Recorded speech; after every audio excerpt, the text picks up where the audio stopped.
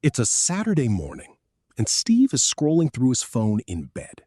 The coffee is next to him getting cold, his wife is still asleep, and he's watching another one of those videos. You know the ones. Some guy in a rented Lamborghini standing in front of a rented mansion telling him that he too can make 7 figures in 90 days if he just buys the course. Steve has been watching these videos on and off for 3 years. He's never bought the course. But something about the pitch keeps pulling him back. Not the Lamborghini, not the mansion, just the promise underneath all of it. That there's a version of his life where the numbers finally work. Where he doesn't have to check his bank app before every dinner out. Where a broken dishwasher isn't a small crisis. And every single one of these videos, every single guru, is selling him the wrong business. If you've ever been Steve, this video is for you, because there are actually businesses being started right now in 2026 that are quietly making ordinary people millionaires. But you have never heard of them from a guru in a Lamborghini because they are so boring, so unsexy, so operationally annoying that nobody with a camera wants to talk about them. My name is Nick, and I spend way too much time researching how ordinary people build real wealth. Hit subscribe and give this video a thumbs up if you want more of this kind of breakdown. Here's the thing nobody tells you. The Federal Reserve tracks self-made millionaires by industry every few years, and the pattern is consistent across every single report. The millionaires are almost never in the businesses that get posted about. They are in the businesses you would scroll past on LinkedIn without a second thought. Charlie Munger, Warren Buffett's partner for decades, put it bluntly. He said the best businesses are the ones nobody wants to run, because that's where the margins hide. Let me show you 5 real categories, real numbers, real timelines to $1 million in net worth, ranked from the slowest to the fastest. Number 5, a direct-to-consumer snack brand, specifically something like plant-based protein snacks sold online through subscription boxes. Steve hears food brand and immediately thinks it's out of reach. It kinda is, and it kinda isn't. This is the most capital-intensive of the 5. You're looking at $50,000 to $250,000 just to start. R&D, packaging, initial inventory, first marketing. Margins land between 30 and 55%, which is fine, but not amazing. Established brands in this space do between $500,000 and $2 million a year in revenue. And here's the timeline that matters. Getting to $100,000 in annual profit takes 3 to 5 years. Getting to $1 million in personal net worth takes 7 to 10 years, usually through a partial or full exit of the brand. So why is a slow, capital-heavy business on this list at all? Because the exit multiples in healthy snacks are absurd right now. IBIS World tracks the health snack production category, and the acquisition multiples have been climbing for 4 straight years. Consumers keep shifting toward plant-based and protein-forward products, and the big food companies would rather buy a small brand with traction than build one from scratch. That's the payday. That's where the million comes from. Not the monthly revenue, the exit. The boring part. Nobody posts about the reality of a snack brand. Supply chain nightmares, expiration dates, HACCP compliance, angry customers when a shipment gets stuck in a warehouse, negotiating with co-packers who miss deadlines. It is not a lifestyle business. It is a warehouse business with a nice website. Have you ever thought about starting something and then talked yourself out of it because it looked too hard?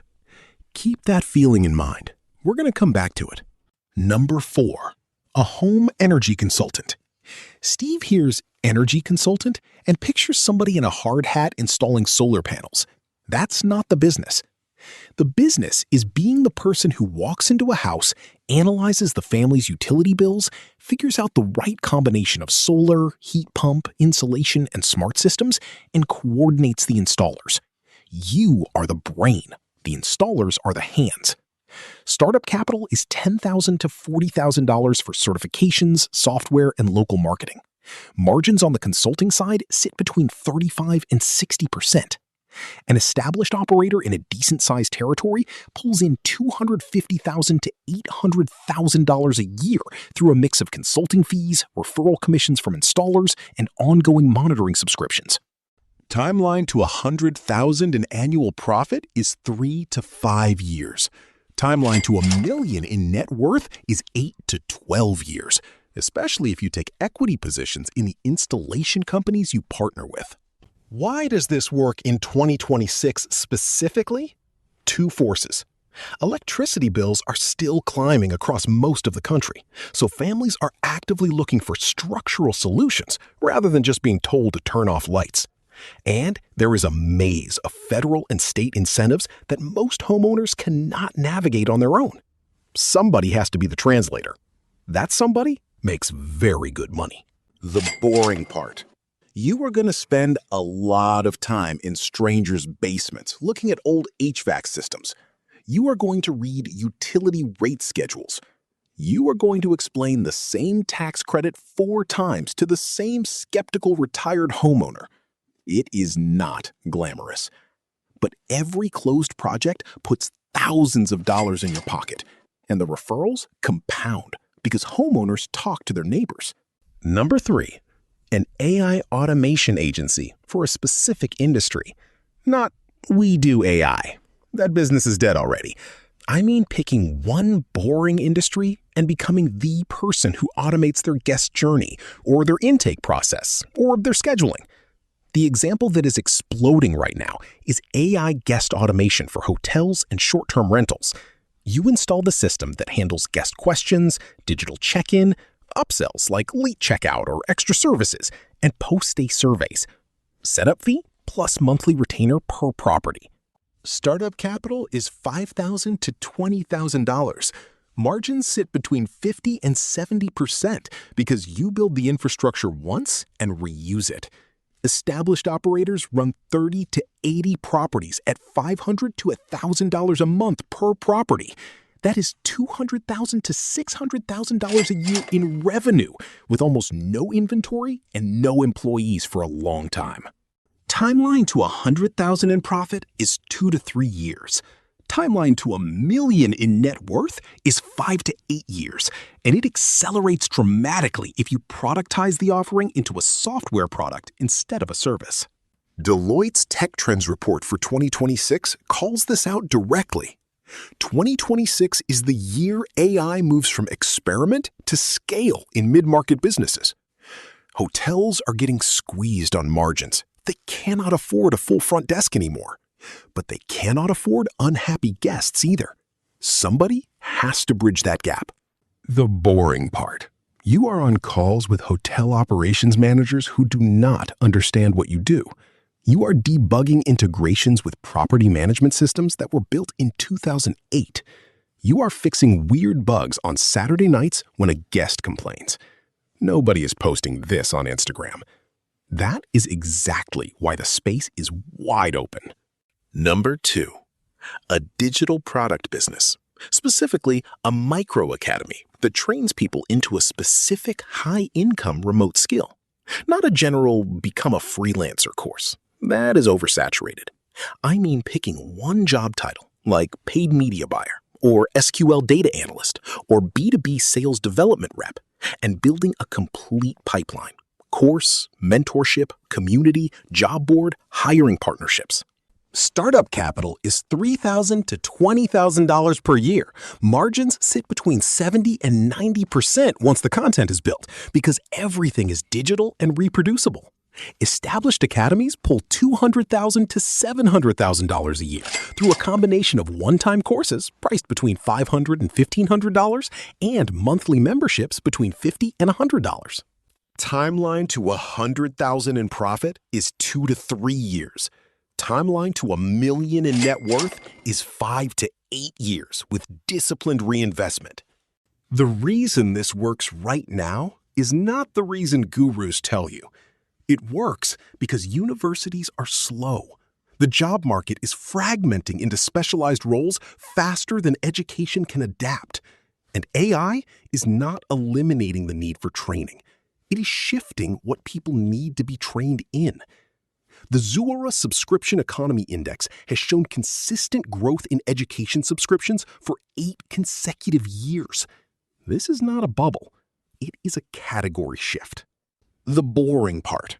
You are answering the same student question for the 400th time. You are updating course modules every 3 months because tools change. You are moderating a community full of anxious people at midnight. Most people who try this quit within 18 months because the operational grind is heavier than they thought. The ones who don't quit build 7-figure businesses. Number 1, and this is the one that surprised me the most when I dug into the numbers: ghostwriting on LinkedIn for CEOs and executives. Steve just made a face. I saw it. He's thinking, that can't be a real business. It is a very real business, and it is the fastest path on this list to serious money. Startup capital is $1,000 to $5,000. Basically your laptop, a solid personal brand, and maybe a subscription to Sales Navigator. Margins run 60 to 75% because your only real costs are your time and a handful of software tools. Established operators pull $150,000 to $300,000 a year with just 10 to 20 clients paying $1,000 to $2,000 a month each. Timeline to $100,000 in profit is 1.5 to 2.5 years. Timeline to $1 million in net worth is 6 to 9 years. Read that again. 6 to 9 years to $1 million in net worth, starting with a laptop and $1,000. Why does this work in 2026? Because CEOs and founders have figured out that they need a personal brand online to recruit engineers, raise money, and close enterprise deals. But they cannot write. They do not have time. And AI drafts sound like AI drafts. Somebody has to sit between the executive and the audience, extract their thinking, and turn it into something readable. That somebody gets paid extremely well because the executive's time is worth 10 times what they pay you. The boring part. You are studying somebody else's voice for hours. You are managing their comment section. You are on strategy calls where the client says, just make it good, and you have to translate that into a content calendar. You are invisible. Your name is never on the work. That invisibility is exactly why so few people do this well, and why the ones who do can charge a premium. Now let me tell you something that ties all 5 of these together. Look at the pattern. Not one of them is a get-rich-quick scheme. Not one of them can be started on a weekend. Every single one of them requires you to do something operationally annoying that other people do not want to do. And here's the part that gets me. The Federal Reserve Survey of Consumer Finances shows that the average self-made millionaire in America took between 7 and 12 years to get there. Not 90 days, not 1 year. 7 to 12 years. Doing something that looked, from the outside, kind of boring. That is the actual game. So let's come back to Steve. It's still Saturday morning. The coffee is now fully cold. The guru on his phone is still yelling about the Lamborghini. And Steve is finally realizing something. He does not need a better pitch. He needs a boring business. He needs to pick one of these categories, or one that fits his own life, and commit to being the person who shows up for the operationally annoying parts that everybody else skips. If you were 35 and you started something like this today, you could realistically be at $1 million in net worth by your mid-40s, not by getting lucky, by choosing a business boring enough that nobody wanted to compete with you. Here's what to do after this video. Do not open the course link in the description of the last guru you watched. Instead, look at these 5 categories and ask yourself which one you could actually stand doing for the next 8 years. Not which one sounds coolest, which one you could tolerate on the boring days. That is the correct filter. That is the filter that separates the people who make it from the people who keep buying courses. The best business is not the sexy one. It is the one you can outlast everybody else in. If this video changed how you think about starting something, drop a comment telling me which of the 5 you would actually consider. I read every one.